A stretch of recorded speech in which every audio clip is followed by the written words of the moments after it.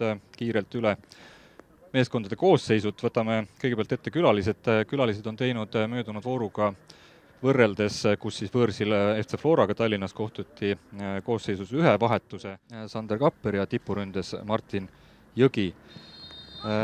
Tulevik on mõnevõrra rohkem vangerdanud, aga ka mitte olulisel määral meeskonna koosseis. Vaatame selle Tammeka rünnaku ära. Ääre pealt murrab sisse sealt ja saab löögile ja juba 4. minutil Tammeka haarab siin eduseisu. Väga lihtsalt mängiti tuleviku kaitseliin siin üle ja väike karistus nüüd väga laiali tõmmatud liinide eest oli kiire tulema. Tammeka on meeskond, kes selliseid olukordi kasutamata ei jäta, nii et 5. minutil on Viljandi tulevik leidnud ennast kaotusseisust. Vabasse tsooni jalga panna, aga nahkas see olukord on.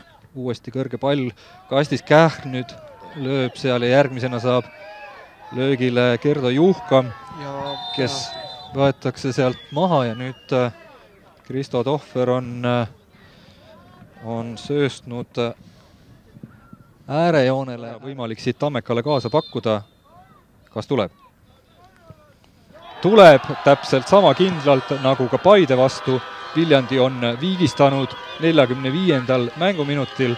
Täpselt poolaja lõpuks on 1-1 seis tabloole kerkinud. Nii et Viljandi meestel ja Viljandi poolehoidjatel teha sai.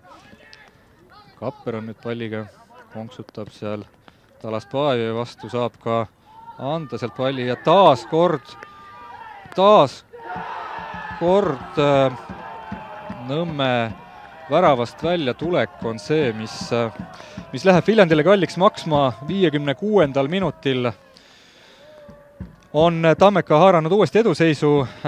Väravalööja hetkel jääme teile võlgu, vaatame selle kordusest peagi üle, aga tõesti rumalalt tõsiasi.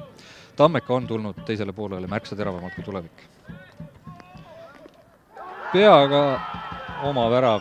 Siit tuleb oma värav, 3-1 on Tammeka asunud juhtima ja tundub, et oli vist Kaarel Hense, kes Kaarel Kiidroni pealelöögi blokeerida üritades palli peaga siis oma väravasse suunas, nii et vaid 2 minutiga on Viljandi tuleviku seis muutunud üsna mõnusast, üsna hapuks. Peaks Kristo Tohveri vile siin kostma.